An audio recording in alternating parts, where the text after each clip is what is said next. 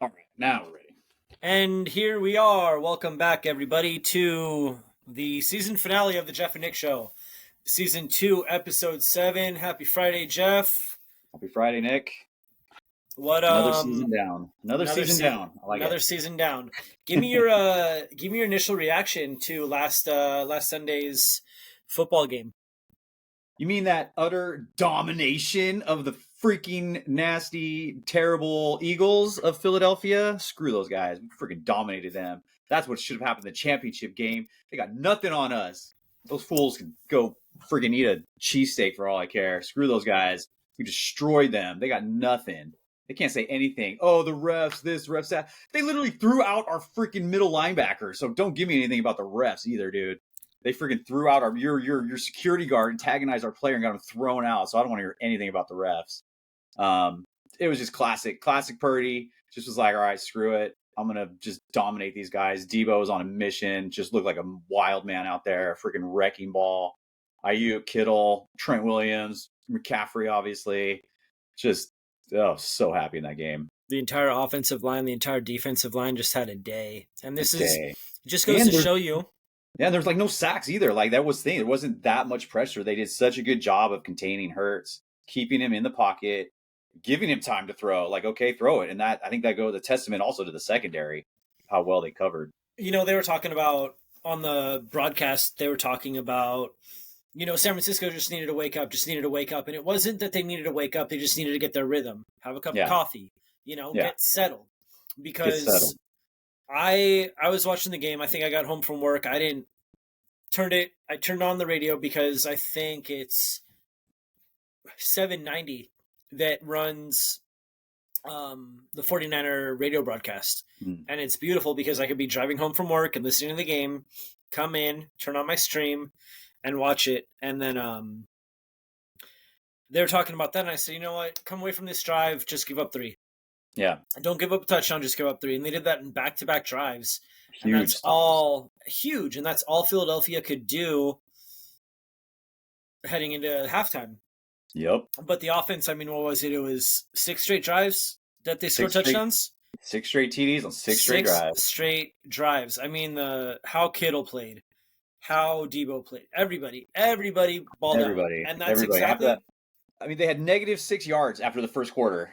Yeah. -6. And then Purdy ended up with 314 and 4 touchdowns. Insane. Yeah, Debo had 3 touchdowns. Jennings had another. Jennings had 1. Ayuk had 1. CMC had 1. Just utter domination. You could feel it. It felt personal, like to Kyle. You know what I mean? I felt like he took this game like, no, we're going to show that we were clearly the better team. We should have won this. If we played it last year, we were going to win that game. I think he took it personally and was glad to shove it down their throats, get them to shut. Although they're still talking, we beat you more than you like. Like, dude, you beat us with no quarterback, you idiots. Yeah, freaking stupid. God, Philadelphia is just the worst.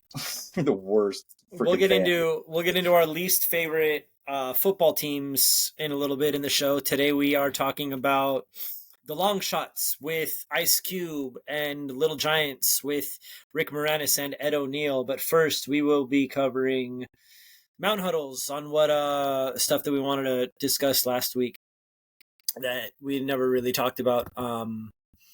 Dan Patrick, his IMDb. Let me wait for my... There we are. So you were saying that Dan Patrick has been in a fair amount of Adam Sandler movies.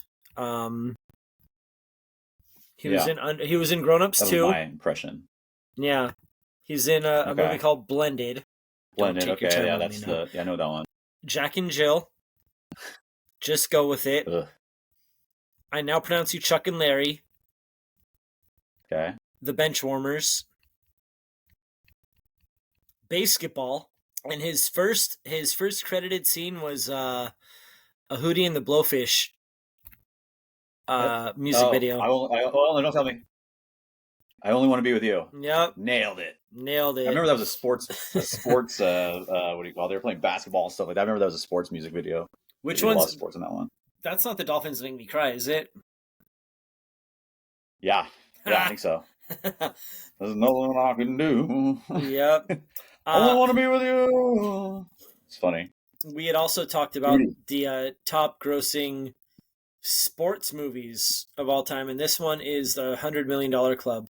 From 76 to 2015, only 15 sports movies made more than 100 million at the box office. So there was The Blind Side and The Waterboy, Longest Yard, Jerry Maguire. That one brought in 153 million. I mean, I guess that's football. I mean, I guess that's sport. It's about sports. He's an agent, and he only covers football. Like Cuba Gooding Jr. is a receiver on the Cardinals. That's true. And the Suge or whatever, that quarterback, right? Yeah. Suge here. You got Suge. You got Suge here. Rocky 3 and Rocky 4. You talked about Blades of Glory. Which one was the Soviet? That was Rocky Dolph. 4 was the Soviet. Yeah. That's the best one. Original Rocky was 117 million. It must be adjusted for inflation, right? Because I feel like they didn't make it that much back then. They probably this is probably over an extended amount of time. And then A League of Their Own came in at number 14. Yeah, I love League of Their Own. Yeah, it's such a good movie. We talked about Ryan Leaf as well. He was a quarterback coach. So I forgot this, but did you know that the Chargers traded him to the Cowboys? That sounds. I remember him being on a different team. I don't remember him like being traded, but that sounds familiar. Him being on the Cowboys. Yeah, I wouldn't have. When you said it, it sounded familiar. I didn't remember it, a week ago. But now that you said it, it sounds familiar. All right, so Ryan Leaf. Yeah, Montana State Prison. So he was in a Montana State Prison. That's what when you were talking about that last time when we were talking about him being a longest yard kind of guy. He's an analyst, but it doesn't. I think he was a coach at Texas El Paso. Yeah, it was something. It was some Texas one, right? Yeah. Like he's got his life together. Yeah, it looks like he's doing a little bit. He had a rough one though. Better for himself, but everything just fell. The friggin' bottom fell out. Yeah, he probably had a rough 20 years. His 20s and 30s were probably rough. Easily. One of the things that we talked about last week was prison and how things were in prison. And growing up, I had always heard that you got bread and water. That was your meal, your dinner meal. You got bread and water, and that's it. That's what you lived off of. And so, when I was re-listening to our episode last week, that was one of the things that I had thought about. I said, "Oh, well, it's kind of interesting that they're giving them these nice portions. They're getting to eat these nice meals, and when I'm being told that you get bread and water." Like, here we go. That's gonna wrap it for Mount Huddles. We will revisit Mount Huddles next season when we kick off whichever movies we will be discussing when we start season 3. But next week we will be heading to the Happy Holidays. Yes. Christmas time in the city. We're going to discuss the Longshots with Ice Cube. This movie was released. No, that's Little Giants. 2008 would be that release date, Nicholas. Thank you. I thought I had it. I thought I wrote it down. Mr. Limp Bizkit himself, Fred freaking Durst. Yeah, all about. Nick, how big of a Limp Bizkit fan were you? I wasn't. Not at all. Oh, dude, let me tell you. I think I'm you're a fan. I'm a few years older than you. So. You're a fan of the Nookie? Oh, dude, you don't even know, dude. I was in college, I was just maybe first, second year in college. So that was the demographic, right? 19, 20-year-old males, white males, really, right? That was the demographic for Limp Bizkit, right? For all that new metal, dude. I was right at that time. I remember it fondly. I remember seeing them many, many times.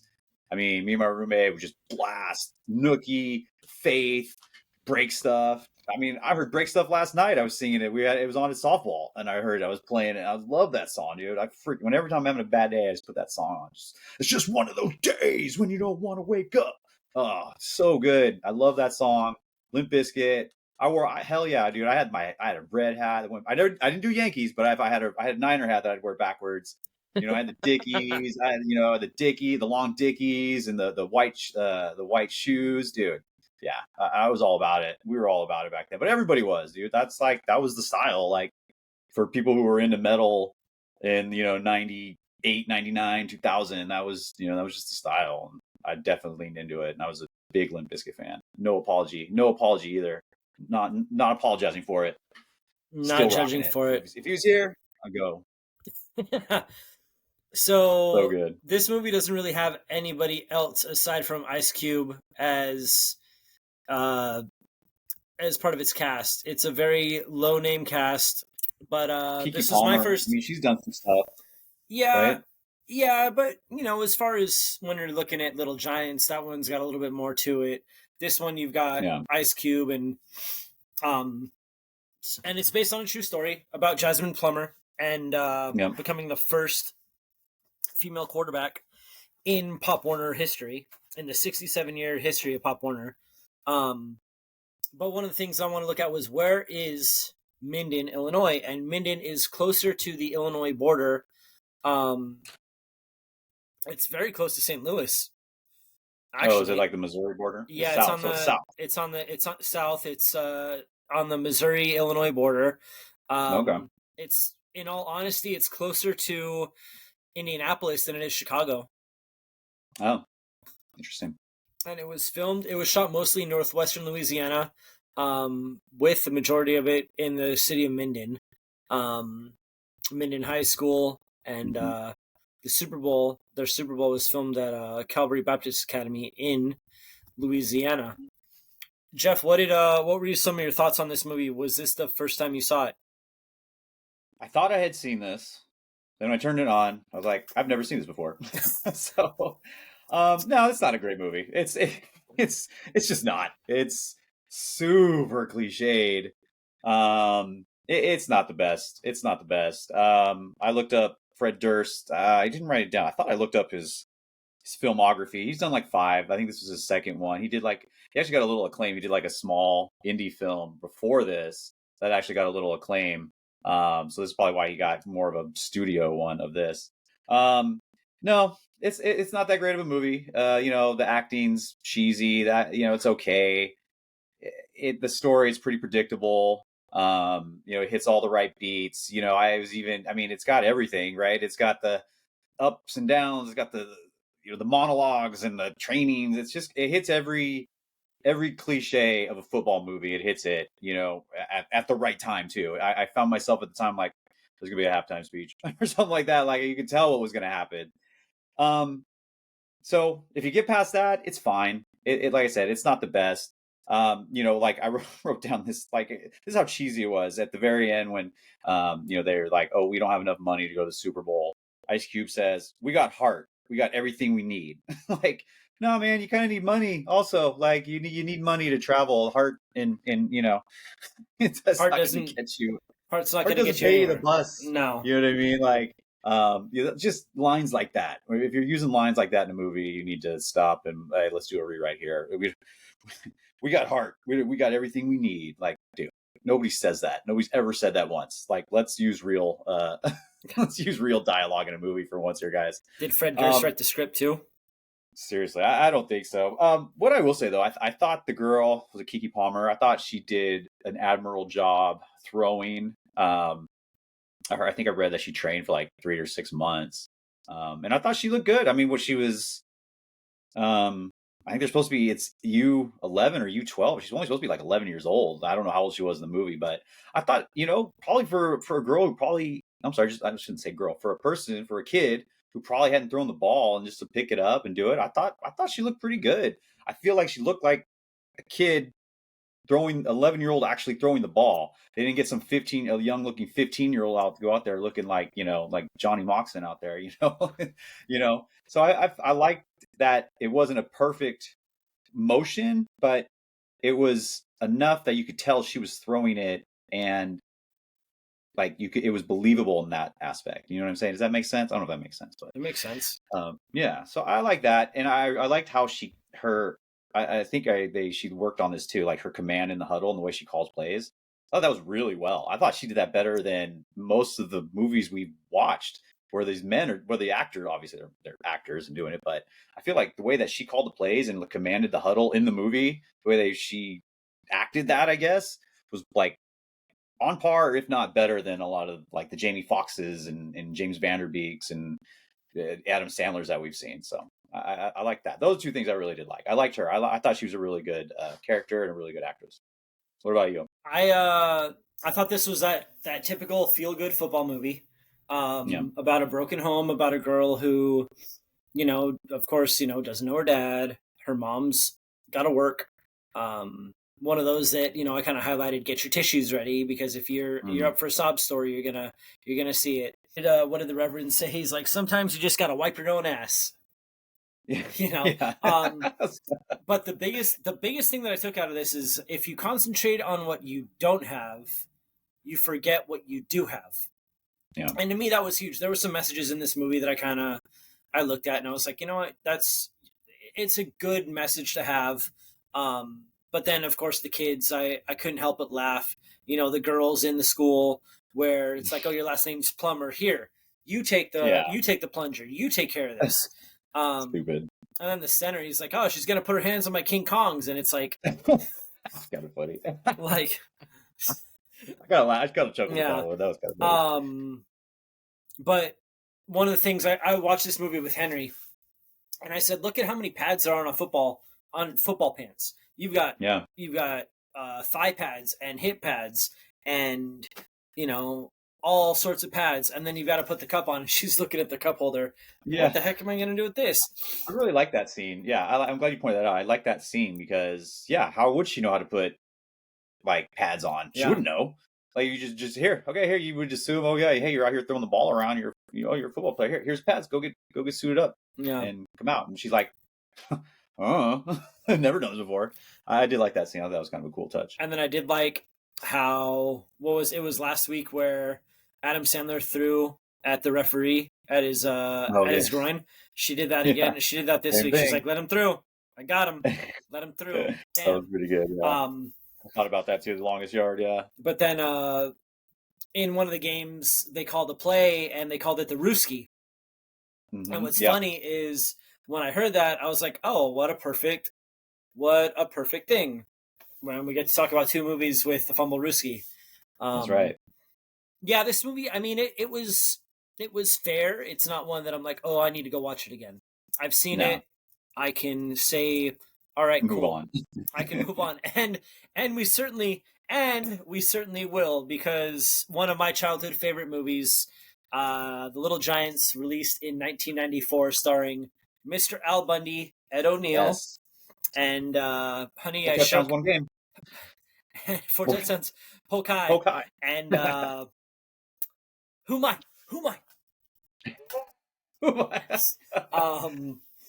And Honey, I Shrunk the Kids, Rick Moranis. Yeah. This movie was released in 1994. My kids love this movie. I love this movie. I think it's hilarious. But when you first saw it, do you remember when you first saw it? You're of course close to a teenager in 94, right? Yeah. I know I had seen this movie. I don't remember when I saw it. I don't remember. I don't know if I saw it in high school. I don't feel like I saw it in the theaters. Like, that doesn't. I don't remember sitting in the theater and seeing it. So I must have rented it or at some point. But I will tell you that I forgot how good this movie is. How just enjoyable and what a just fun, enjoyable, heartwarming, feel good movie it is. It's really, you've seen all these movies, right? They're all the same. It's all the underdog. All these sports movies are all underdogs, but you can really go wrong. Like in the Longshots, it just didn't work. It just wasn't done well. And other ones that weren't done well. But man, it's so good. And but it's a Spielberg. It's not, he didn't direct it, but it's a Spielberg produced movie. It's from Amblin Entertainment. Yeah. You remember we talked. Amblin Entertainment. That's his production company. We talked about that with Back to the Future. Yeah, so he has his hands on it. So he's not going to let anything go out that's going to be taint his legacy. So they probably had a little little help in that. But it's just a good feel good movie. It paints people in good lights. It has redemption arcs for every character, really. It wraps up everything nicely. The action's pretty good. The football great thing is the game is great. I mean, hello, Ed O'Neill. I freaking love Ed O'Neill. I mean, I've watched Married with Children since the beginning. I remember that show. And, Rick Moranis is he's so underrated. Whatever happened to that guy? He's so funny. He was so underrated, such a good actor and so funny. There's a good contrast between them. The more serious, the Ed O'Neill's character against the smaller, funnier, kind of, dorkier Rick Moranis. There's a good contrast of brothers. It's a really good movie. I love it. I'm glad I watched it again because I hadn't seen it in quite a while. Although I had to rent it. The Torrance Library didn't have it. So Rick Moranis no longer is an actor. He began a long break from acting to dedicate his time to his children after his wife died. Yeah, I think I remember that. He got punched last year. He got seriously attacked or something on the street in New York, I think. Something like that. He hasn't acted in Rick Moranis Sucker Punch on Manhattan's Upper West Side. Some dude just punched him in the face, man. Yeah. He punched Rick Moranis. October 4, 2020. Yeah. Oh, jeez. Yeah. Sorry, COVID too. COVID craziness. Yeah, I was gonna say right before, but that was during the heights of it. There were some things in this movie that I think I saw a little differently because we're watching these movies and kind of dissecting them. But I saw an interview that Ed O'Neill did, and I feel like it was with Rich Eisen, about how he got his start with Married with Children, and he was a Broadway actor. I think I heard. Yeah, I think I heard this too. Yeah, he was going through his thing, and they were casting Married with Children, and the creator said, I saw this guy do a play that I think he'd be perfect for this, and he took his inspiration for Al from his uncle, where he'd come home what's for dinner? Tang on bread. Oh, I didn't know that Frank Sinatra sang the opening song. Oh, really? Until I was like 13 or 14. I had no idea that it was Frank Sinatra, and of course so Married with Children, The Simpsons, and that was really it. Like those two shows, aside from Boy Meets World. Other things came and went between after and before them, but those were the two mainstays. Yeah. Boy Meets World, all the ABC feel good family movies. Boy Meets World, Full House, Family Matters, Step by Step. Wholesome ones, contrasted by Fox going Married with Children. You look at it all those wholesome families, dude. I remember back in the day, the Bundys were more realistic probably than all those other ones, except outside of maybe like Roseanne at that time. That was a pretty realistic looking family in Midwest. But the Bundys were probably a better representation of what American family would be like outside. Not Family Matters, and it's just everybody was so wholesome in all those families. Whereas the Bundys were maybe a little obviously over the top the other way, but but I think probably a better representation of what an actual family was like instead of these just Full House, super happy, loving, everything goes right type of families. Things go wrong in the real world, people. It doesn't get wrapped up in 30 minutes. And the Bundys, they're always down on their luck. I love that show. The biggest crush on Christina Applegate. Yeah, she was the best. Hanan's got hands like frying pans. This legitimately to me looked like Al Bundy in a movie. Like, 100%. With the way that he was talking to Rick Moranis' character. I'll chew the gum. Yeah. Listen up, Danny. I love him. He was so good. And I like that his arc, when he started out, the brother, he's obviously the older brother, he's bigger, and he started out with good intentions, semi, right? He's like, it's gonna be the O'Shea brothers on the water tower. Just wait, I'll get us there. And and he lost his way over the years. It got all that, probably the stardom and the fame, the titles and everything got to his head. He lost his way, obviously, and then through the thing. But it was good at the end. You could tell in the movie that he did care about his brother and his niece. He just kind of forgotten it. He let his desire to win overtake that. But you could see it in the movies, and I think that's what makes it work, because it humanized him It made him more grounded and somebody you could relate to, even though he's the protagonist of the movie. I'm sorry, the antagonist of the movie.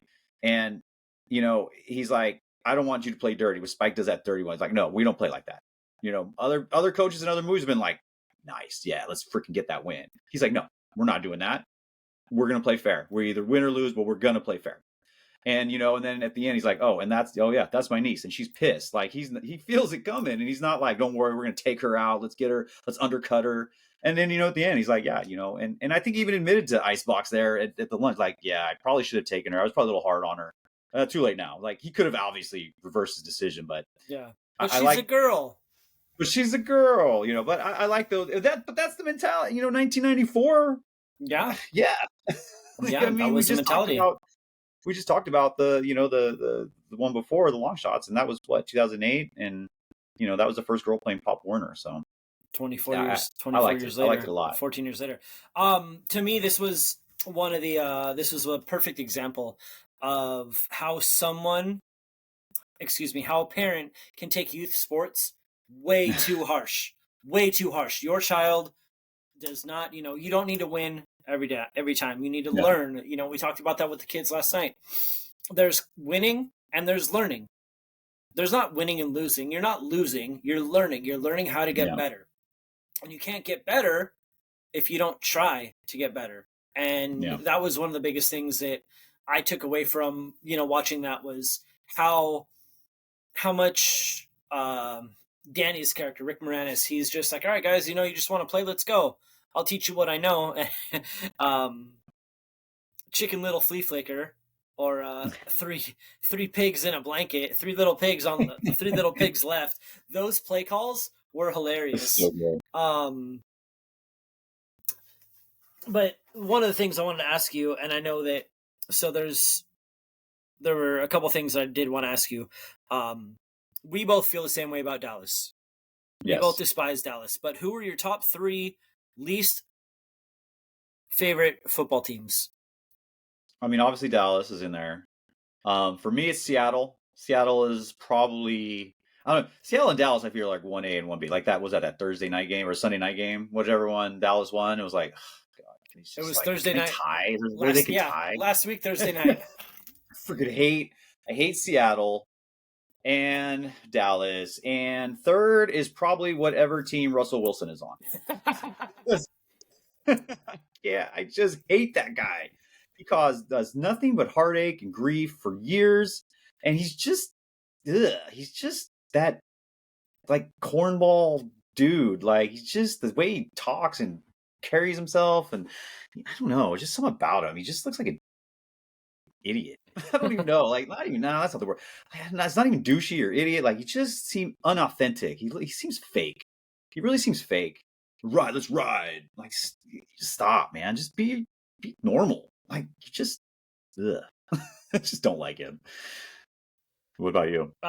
So at first I was going to say top 5, but I didn't want to give us too many options to talk about teams we dislike. But everybody else in the NFC West, the Rams are up there for sure. I don't like the Rams and the Patriots. Well, the Patriots, I would have probably said the Patriots. You would ask me, in the Tom Brady era, but they're pretty much down their luck now. Now they're getting a taste of how everybody else felt for the last 20 years. Yeah, the kids have asked me, Dad, how come I don't like certain teams? And I'll tell them why. And so it's definitely Dallas.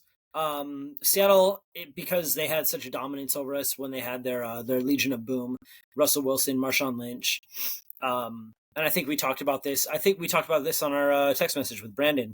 It was, I didn't really dislike Pete Carroll until he tuck-tailed and ran from USC and went to Seattle, and then became this friggin' monster. He was a Niner Seattle. Guy. Yeah, because he was a Niner guy. Yeah, and then he went to Seattle. Yeah, and then so Dallas, Seattle, Rams. I kind of go back and forth. There's not a lot of teams that I dislike. I like seeing teams with the history do well. But when Tom Brady went to Tampa Bay, it gave me reason to dislike Tampa Bay even more after that. I'm not a big fan of the Packers either. The Packers, I've never really liked that, just because they've always had Brett Favre or freaking Aaron Rodgers, so never really liked the Packers. I could care less about them. I know you've been there, and I know you saw a loss, but it's actually really. But the stadium's actually Yeah. is beautiful and amazing. But there's not, aside from that, in the Raiders. Yeah. Yeah, that's Oh, really yeah. it. If there's, Dallas, Seattle, and LA, and then we're gonna throw the Raiders in there too, just because I Yeah. can't stand Raider fans when I they're. feel like my Raider hate, the older I get, the less, or it is lessened the older I've gotten. I feel like you would ask me 20 years ago, the Raiders were probably top of the list. I hate the Raiders. I think since I moved out of well, they're not in the Bay there anymore anyway, but I think because I was there, it was because like you asked me baseball, it's the Giants. It's number one. There's nobody else above the Giants in my hate for baseball teams. That's always growing up in the Bay, hating them, the way they screwed the A's, trying to get to San Jose, all that. I just hate the Giants. I want them to lose every game. I barely like the people that like them. Sorry, friends. Sorry, just kidding. Sorry, friends that like the Giants. I don't like. I'm not a Giants fan, but no, I got you. But I feel like I used to be like that way with the Raiders, but I don't know. I guess they're just so inept, and it's like they're no threat to us, at least right now. And even when they were good, they're still the Raiders, and they still are going to choke because they're the Raiders. It's just kind of fun to watch their demise and all the crap they have to go through. It's funny. The announcer. Hold on. Sorry. Let me ask you a question. Yes, go. Give me three teams what are your three favorite teams besides the 49ers? Steelers. What team would you root for? That's all I got. All I got? That's all I always like Miami. For some reason, I always like Miami, Buffalo. I always like those teams. I would go Buffalo. I feel, it's that feeling. I go AFC. If there's teams that I root for, it's AFC. Yeah, for sure. Like we talked about it last week where it was Tennessee against St. Louis in the Super Bowl. And I was like, no, Tennessee won. I remember that. I always loved Eddie George. And George is good. God, who was their quarterback? He friggin' died. Steve McNair. R.I.P. Kansas City. Yeah, because all the Niners always went to Kansas City. Yeah. All our quarterbacks always went there, so it was easy to root for them because you all the way back, Montana, Gerback, Steve Bono, friggin' Alex Smith. Yeah. And Travis Kelce's a really polarizing figure, and I know. I feel like we talked about this where I listen to their podcast every week, and I really like just the back and forth between him and his brother. I would never root for anything in Philadelphia unless they were playing the Cowboys, and I will this weekend because I want them to beat the Cowboys, but I also want them to lose too. No, we need the Cowboys to win. We need the Cowboys to beat the Phillies. I forgot that.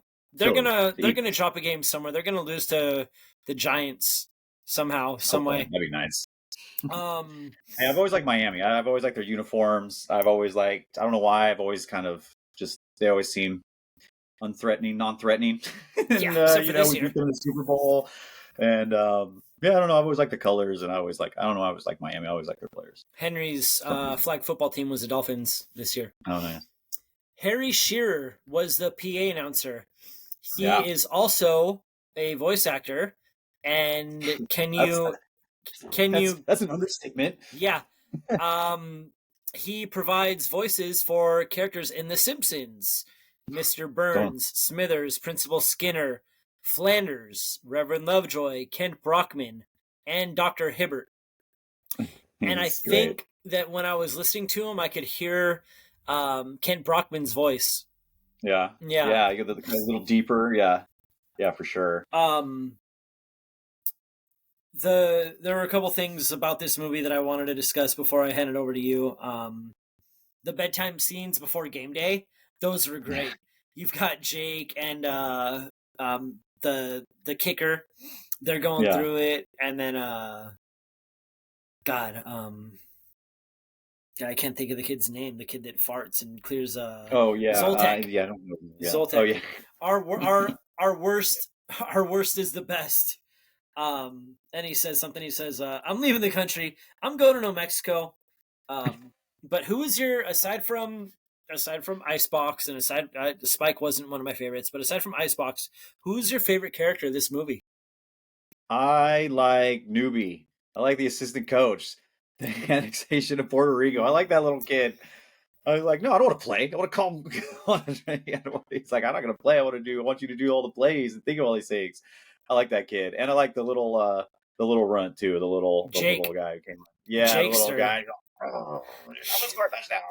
He was He's so cute. The good. little guy. He's He so was great. But good. I like Newbie. I like the little nerdy kid, making up plays and stuff like that. Talking to John Madden and stuff like that. I thought he was cute. I really liked that kid. I thought he was a good character, and yeah, I liked him a lot. What Yeah. about you? Same. I like Jake. You Yeah. know, he puts his helmet on. He's like, I can't see with this thing on. And when we had to wear masks, so I work at Trader Joe's, and we had to wear masks. Was no ands, ifs, or buts. Have to wear a mask on the sales floor, even when you're not. The entire time that you're at work, you had to wear it. And so I'd always say that, right up on your face. You've got a friggin' mask. I've got my beard, and the mask is puffed over my beard, and then I've got the mask underneath my eyes. I'm like, I can't see, He's fogging up. But for some reason, people couldn't hear with a mask on. I'm like, what? I can't hear you. Can you speak up? Awful, yeah. So, good times. Yeah, great times. What a wild time that was. We were just talking about that COVID. Like, geez, that's such a wild, weird time. What Here's one thing that I had that I wanted to look up. But what are some of the best professional nicknames that you can think of off the top of your head? Because we've got the Icebox. Icebox for Becky. was good. Icebox was great. Nicknames. Cool Joe. I was gonna say Joe Cool. Joe Cool. What's Oh man, put me on the spot. You know what? I always liked? It was in baseball, Andre Dawson, the Hawk. The Hawk. That sounded cool. Yeah, Andre Dawson. Wasn't he the Hawk? Right? Wasn't that him? He was the Hawk. Yeah. I thought that sounded cool, like being called the Hawk. That sounds cool. Pudge. Man, which one? Pudge Rodriguez. Yeah, that's a good one. That was a good one. We'll I'll hit you with a couple more next time when we reconvene on season 3. All right. Sounds good. Do you have anything else from Little Giants that you wanted to talk about?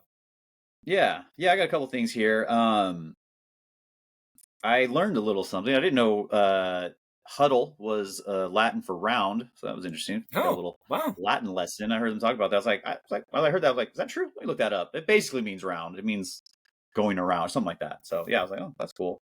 Yeah, and I one of the thing that one of the what's his name was Rick Moranis' speeches at halftime. When something like we play football because you want to. You play football because it's fun, and you play so you can pretend you throw like Joe Montana. I really like that speech. I think that in these movies that we watched for football, and you contrast it to the ones that we watched in baseball movies are very like nostalgic for the game. You play for the love of the game. I mean, it was literally the name of the movie, for the love of the game, right? You feel that more in baseball, this love for this sport by these people, by these men and women, love the sport of baseball. And it carries down through tradition and families and stories and things like that. And you really got that sense that baseball is intertwined in these people's lives, and they feel a connection to it, and it's part of them inside. The football movies, I don't feel are hitting that. And I don't know if that's because it has been around as long as baseball.